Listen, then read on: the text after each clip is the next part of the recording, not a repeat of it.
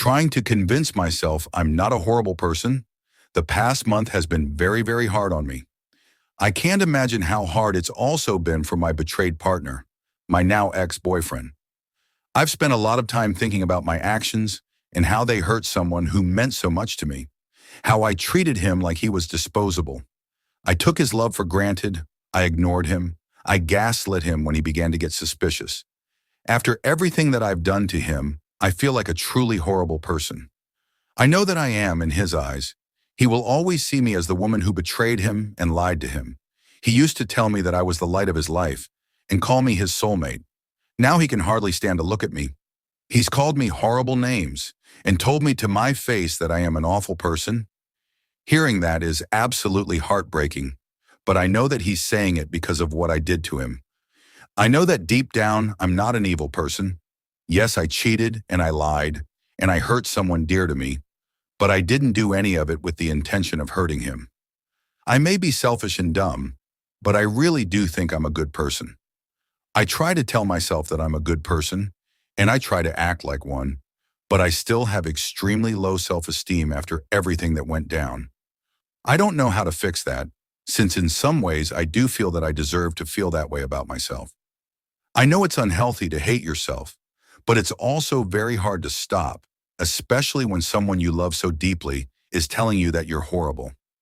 I don't blame my betrayed partner for anything that he said to me, since I know it's coming from a place of hurt that I caused. I also know that what he's saying isn't true, and it's influenced by his pain and heartbreak. It's his emotions talking, not him. Does anyone here have advice on how I can start to heal my self-image after all of this? I want to start loving myself again. I know I deserve to love myself, despite all of my mistakes and hurtful actions. I just can't get his words out of my head, telling me how I'm the most evil person he's ever known, and how I ruined his life. How do I heal from that, while still taking full accountability for what I did to him? I want to accept that I'm a cheater and a liar, without just giving up and accepting that I'm going to be a terrible person for the rest of my life. Thank you to anyone who responds. Update. It's been a couple of weeks since my last post here. A lot has happened, and I'm still feeling very conflicted and alone. My betrayed partner has officially gone no contact with me. This is definitely for the best, especially for his sake, but it has made things very hard on me. We haven't had the chance to speak calmly about things. It always ends in him yelling and saying hurtful things. I really hoped we could talk things out calmly and maybe work things out. I know he would never take me back, but I really wish we could still be friends. For the time being, I don't think that's going to happen. He told me over text that he doesn't want to see or hear from me. He's blocked me on absolutely everything, even on video games we played together. For the first time in 5 years, I'm completely cut off from him. I'm going to start seeing a therapist next week. I'm hoping it will help me with my self-esteem and also help me to be a better person in the future. I got a few comments on my first post telling me that a good person doesn't cheat. I completely agree. I've never considered cheating to be an okay thing that I did. I still don't think I'm a bad person, though. I'm a good person who did something very bad. I'm working hard to forgive myself since I don't know if my betrayed partner will ever be able to forgive me. All I can do is try to be better, I guess. I still really, really miss him, though. Story 2. I'm in purgatory. It has been 3 weeks and 1 day since D-Day, and I have been all over the map with my emotions, life, and overall outlook of things.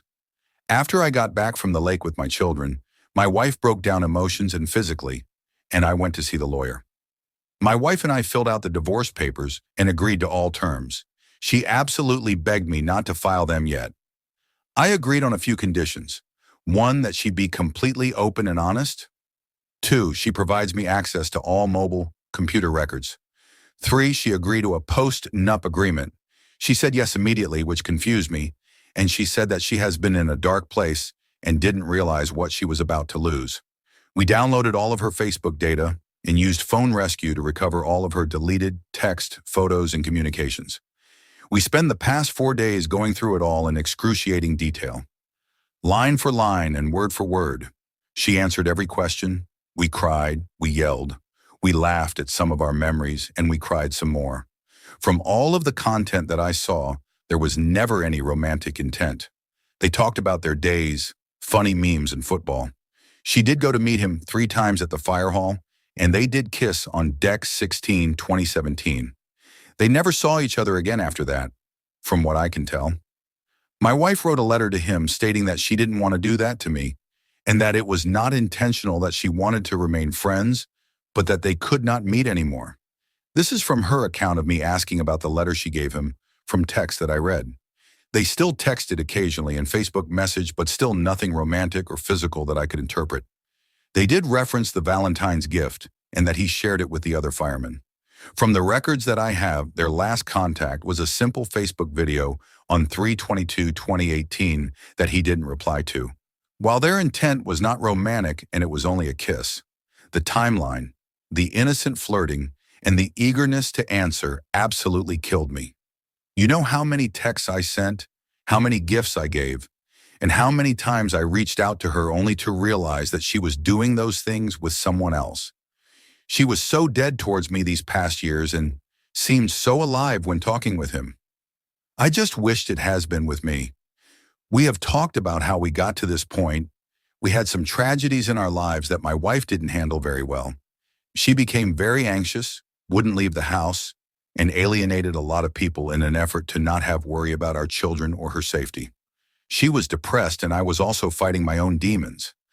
I had started 3 new businesses at the same time, 2 of which failed, drank too much, and worked 100 hours a week. I ignored her, and she ignored me, and we both realize that now. Not that we didn't love each other, just that we allowed each other to slip away. She has agreed to every term.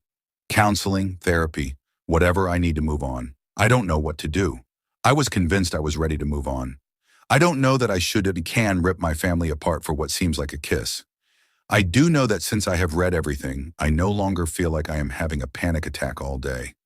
I can focus a little more at work. I know I love her. I know I love my family. She still lied. She still reached out to another man. I just don't know how to move forward one way or the other. I am stuck. Update. I feel like I am sabotaging our reconciliation. It has been almost 3 months since D-Day and almost 2 months since reconciliation. Things have been going great for my wife and children. She is showing effort and trying her best. My children are happy and secure. I, however, am going through some horrible anger issues at the moment. Everything she does pisses me off. I can't get the thoughts out of my head and it pisses me off. I am pushing her away by having outbursts and questioning her motives. I don't want this but can't seem to stop it. I don't know if she can be the woman that I need, and I don't know if I can get past this anger without pushing her out of my life. It's really important to take care of yourself right now. Make sure you're doing things that help you chill out and lower your stress. This could be anything from working out, doing hobbies, or hanging out with friends and family. Keeping up a healthy routine by eating right, sleeping well, and not overdoing it on alcohol or drugs can also make you feel better emotionally and overall. Don't dwell on the cheating too much. Talk openly with your wife about how you're feeling. It's key to be honest, but also to do it in a calm and helpful way. Let her know when you're feeling angry or unsure. Set clear boundaries on what you expect from her to feel safe and to start rebuilding trust. Make it known that she's the one that should grovel to make amends, not you. Think about the big picture and what's most important to you. Reflect on how much you love your wife and your family. Consider if the relationship is indeed worth saving, if all this mental turmoil is worth it. Tread carefully. Story 3. Our story so far. Wayward spouse transitioned from friendship to emotional affair with a married co-worker in May 2018. In early June, betrayed spouse, me, noticed signs and symptoms of an inappropriate relationship and unsuccessfully attempted to prevent escalation.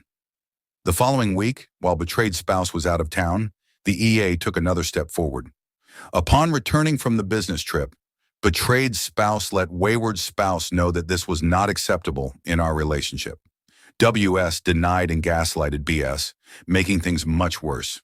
As we shone further light on the situation, it became apparent our relationship was on a precipice because of this event. Over the past 5 weeks, after much communication and research, BS and WS have reconciled. WS has done everything humanly possible to demonstrate faithfulness and remorse. BS has provided forgiveness. My lesson from this: if your spidey sense is tingling, act quickly and decisively. Do not allow an emotional affair to escalate to a full-blown love affair and subsequent physical affair, because chances of reconciliation decrease as each day goes by. If your WS refuses to shut it down despite your protests, you are likely too late to avoid permanent damage to your relationship. We were incredibly lucky. Update: my wife recently had the beginnings of an emotional affair with a married coworker. We're working though our issues, but last night I was triggered for whatever reason, thinking about what could have happened had I not intervened. So we talked it out. She told me nothing physical would have happened with her potential affair partner because there was no attraction. However, she said there is another coworker to whom she is attracted, and because there was lust, she would have a hard time working with him as she'd always have to keep her guard up. I asked her to clarify. Her point was, she was able to let her guard down with her potential affair partner because there was no attraction and therefore no risk of an affair. This allowed her to open up to him, which caused an emotional affair to develop. On the flip side, there would be a greater risk of an unintended relationship with those to whom she is attracted, especially if the attraction was mutual. Therefore, she would have to monitor her behavior around these people. I found this view of the world unsettling. She attempted to explain, but each explanation produced the same outcome. I'm curious how others feel about this. Honestly, she sounds like a tool, but if you really want to work it out with her, make sure to set some clear boundaries. Your partner needs to know what's okay in your relationship and that getting too emotionally involved can lead to trouble. Keep talking openly. Think about counseling for your wife. A pro can guide her through these tricky feelings and give her tips to avoid problems in the future. Stay alert. It feels like she's basically giving you a heads up. She's going to start an affair, and you choose to live in denial. Honestly, I wouldn't recommend staying with her. There's just too many red flags. Remember, it's an ongoing work in progress to keep your relationship solid. Always trust your spidey senses.